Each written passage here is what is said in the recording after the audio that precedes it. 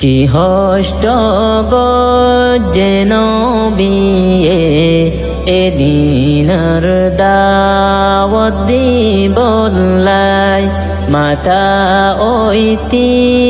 পামুবারক লালই গিয়ই তায়ে পত যায় মক্কি জীবন বেশা বেশি দাওয়াত দিল রসুল নবী শেষে হিজরত গজ্জে নবী দিনার ঝান্ডা তুলি বল্লাই